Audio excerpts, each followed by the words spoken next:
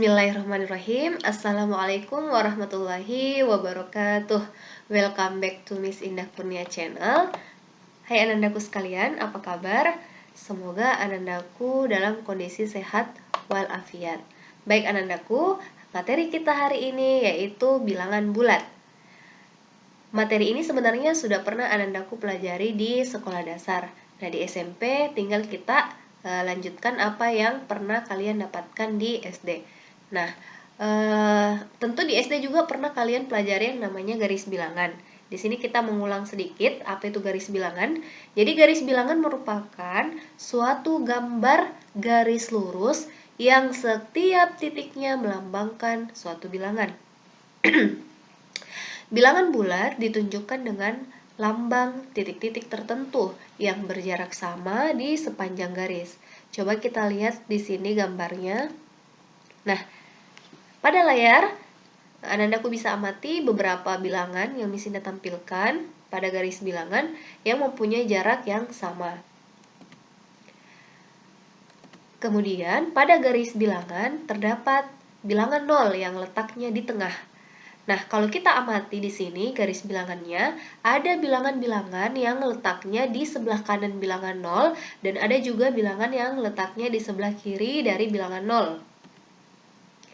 Bilangan yang letaknya di sebelah kanan dari bilangan 0 disebut dengan bilangan bulat positif. Sedangkan bilangan yang letaknya di sebelah kiri dari bilangan 0 disebut dengan bilangan bulat negatif. Oke, pada garis bilangan bilangan-bilangan yang letak atau posisinya semakin ke kanan, maka nilainya semakin besar. Sedangkan bilangan-bilangan yang posisinya semakin ke kiri, maka nilainya juga semakin kecil. Nah, kita masuk pada kasus yang Miss Indah tampilkan di layar untuk memahami apa sih itu bilangan bulat. Ya, nah sebelumnya kalian masih ingat ya, ada beberapa jenis bilangan. Ya, ada bilangan asli, bilangan caca. Jadi kalau bilangan asli itu bilangan yang dimulai dari angka 1, 2, 3, 4, dan seterusnya. Terus kalau bilangan caca diawali dengan bilangan 0, kemudian 1, 2, 3, dan seterusnya. Nah, apa itu bilangan bulat? Kita amati kasus ini. Ada seorang anak laki-laki, coba kita lihat, yang bernama Harun sedang melangkahkan kakinya di atas lantai berpetak. Mula-mula Harun berdiri di titik 0, kemudian melangkahkan kaki ke depan sejauh 2 langkah. Kemudian ia melangkahkan kakinya lagi ke depan sejauh 4 langkah. Pertanyaannya, di titik berapakah Harun berdiri saat ini? Tuliskan pernyataan di atas dalam garis bilangan. Nah, kita amati di sini garis bilangannya. Harun mula-mula berdiri di titik 0, kemudian melangkah ke depan sejauh 2 langkah. 1, 2. Nah, kemudian dilanjutkan lagi ya, ini. Ia melangkahkan lagi kakinya ke depan sejauh 4 langkah. 1, 2, 3.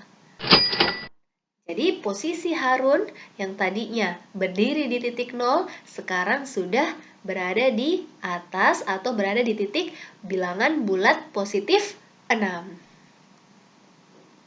Ya.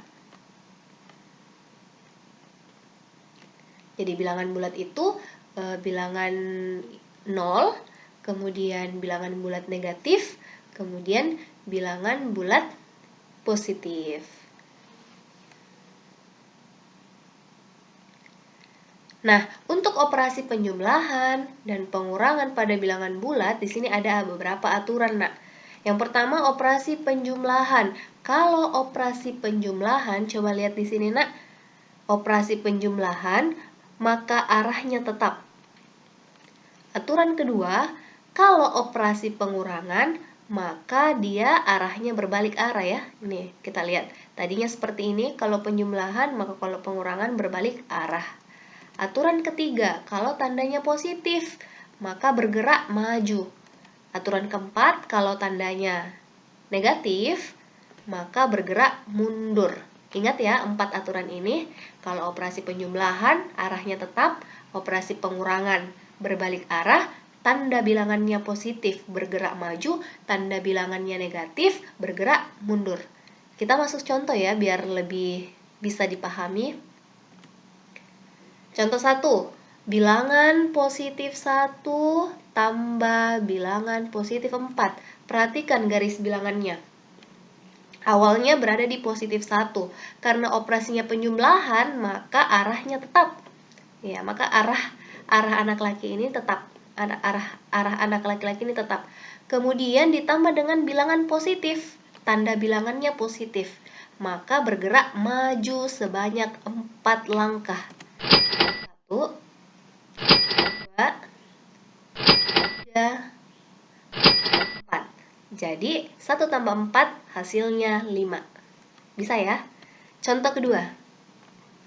Positif 5 dikurang. Nah, di sini operasinya kurang.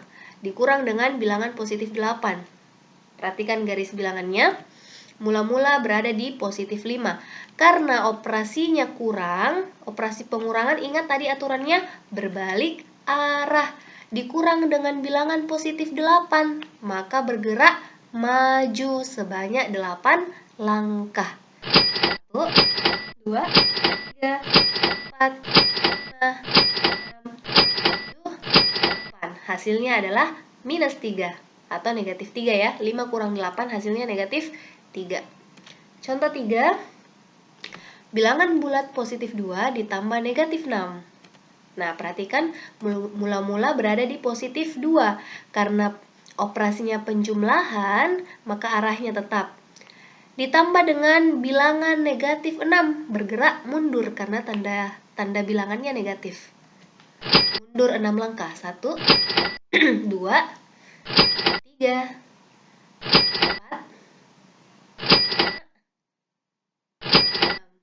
Hasilnya negatif 4.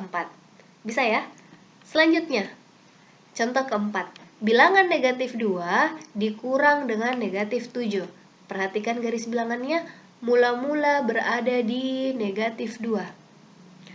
Tanda operasinya, maaf di sini min 2, negatif 2 ya, dikurang. Ya, karena kurang maka berbalik arah. Dikurang dengan bilangan negatif 7. Nah, tandanya negatif berarti bergerak mundur sebanyak 7 langkah. 1, 2, 3, 4, 5, 6, 7. Jadi negatif 2 kurang negatif 7 hasilnya positif 5. Gimana anandaku? Bisa ya?